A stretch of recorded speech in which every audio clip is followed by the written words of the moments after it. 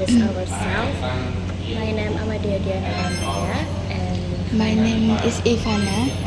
we are student from Yogyakarta University, State of University, in majoring in English education. And the purpose of this conversation is to complete our final project is about Having- cultural exchange and Yeah, having a dialogue. The topic is cultural exchange. And we will have some question to you is the point our final project. But this is not interview. We just having a dialogue and conversation. So we will ask some question, and you can also ask us some question if you want. By the way, this conversation will be uploaded to our lecture. Maybe we can next the question. Okay. The first question. Where are you from? I'm from Honduras, which is in Central America. Central America. Okay. And what was your first impression when you came to Indonesia in the first time? I thought it was very hot. Yes. And first I landed in Jakarta, so I was a little scared of going to Jakarta actually. So the first time I didn't leave my hotel, the airport, anything because I was scared. I know Jakarta is so big. Yeah. So I was scared. It's crowded, right? Yes, I was scared of going to Jakarta by myself. So I didn't do anything. Then I just came to Jogja, and then in Jogja I felt more comfortable. Yeah. It's a smaller city. Yeah. And I had other international students that were already in class. So then I started feeling more comfortable here in Georgia.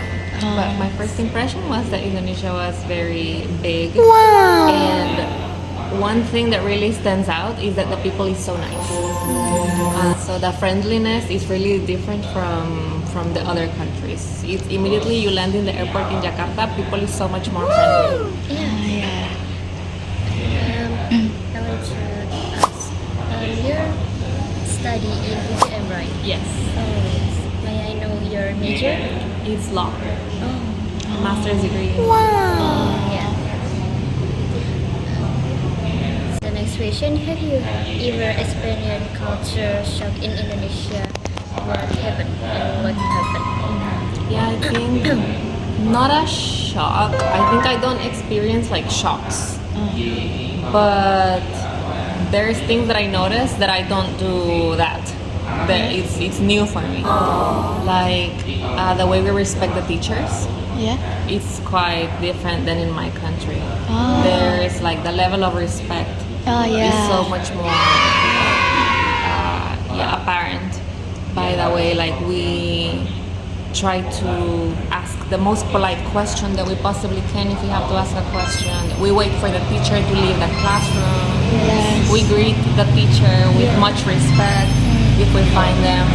So that's something, not a shock, but like a new discovery, like a cultural discovery. The next question. What Indonesian tradition or habit surprise you the most? Mau kemana? Like Because at first it's like, for me was like, why do they need to know where I'm going? Or dari mana? Like, it's private. But then they explained like it's not being intrusive in your life. It's just a greeting. yeah. It is common in the society. It's just a way to be So friendly. like Yeah. controversy. Yes. Did you know that Indonesia older people are highly respected? Can you say that again? Did you know that Indonesia older people are highly respected? Yes. Yeah. Like because that is like cultural from our ancestor, and we just continue what they do, like so that we highly respected the older people. Like you say that for the teacher is Yes, have more respect. Yeah. yeah And it even shows in the language because you have like kaka or Ah, ate. yeah.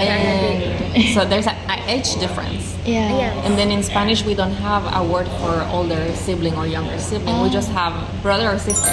Oh, yeah. But age doesn't have their own word. So that even from the language, from the vocabulary, it already shows that the culture is to make a difference who's older and who's younger. Yeah. And maybe you can tell us what difference do you notice between culture from Honduras and Indonesian culture? What the difference that you notice? Yeah, first the respect for elders. Yeah. Yeah. Yeah, that's a lot more marked here. Because in my country, I think we will respect like the older people, 70, our grandfather's age. We will respect them more. But here, even if somebody, even our age, Yes. somebody's just a little bit older, like they're 30, 35 years old, you still respect them a lot. Yeah. Even if they're just a little bit older, you still respect them a lot. Or yeah, even from somebody from SMA, Yeah. SMP, Yeah. to somebody that is in college, they will still show them a lot of respect Yes. with that age difference. So yeah, that's different. Like that respect applies to other generations, not only for the oldest. Yeah. And maybe you want to ask us a question about habits or cultural that you notice and you don't know. Yeah. Or maybe we know if we know. Yeah. Okay. Are you Javanese? Yes. Are you both Javanese? Okay. So I would like to know because Javanese culture is very polite. Yeah. I've even heard like stories about the Mataram kingdom and how they Yeah, that. appreciate it. Yeah, like if someone is very very sopan, that's like one of the highest compliments for a person. Yeah, so I wanna know like how do you feel when you encounter someone from another culture that is not as polite, not as gentle? How do you deal with that? Maybe like we meet with other people in other culture that don't know about the respect that highly respect gitu. Exactly. So we will maybe we just give them like information about that there is not polite or something like that. But actually that is okay because we know that not other people, not other culture is like that. So that's okay for me. How about you, Maya? Yeah, so for me is self-advice. That's okay because we have in Indonesia we have different background stories in every country. So that's okay for ours. For me. Yeah. That is so nice. That's why I love Japanese culture because it's so nice. Yeah. And maybe if you don't mind, you could like tell us about your country, maybe like some habits or a tradition Yes, or tradition, culture. yeah. Okay. So one thing that doesn't happen here is that if I see a stranger Street. on maybe I'm going stairs or the elevator Yeah. and I see a stranger in Latin America, I think in almost Latin America, we will make conversation with strangers. So even if I don't know them, I will be like good morning in the elevator, and it's expected that they will respond like good morning. Or if I come here, for example, and you are eating, but I'm just going to buy, even if I don't know you, I'm not gonna sit with you. I will still say buen provecho, which is selamat makan, to strangers. So you can just say that to strangers. So we are like we have like pleasantries to strangers a lot. So we will go selamat makan, we will go good morning, even if it's on the street and you're not gonna see them again or anything, but you still go good morning. Oh, that's Or good interesting. night. And maybe could you please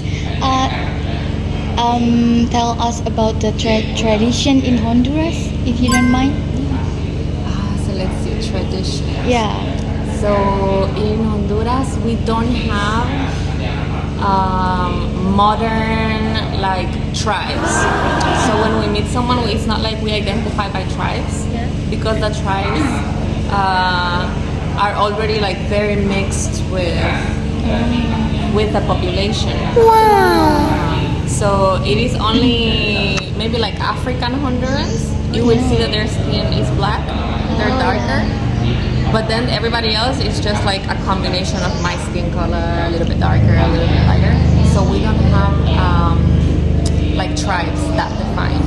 But our ancestors were Suku Maya.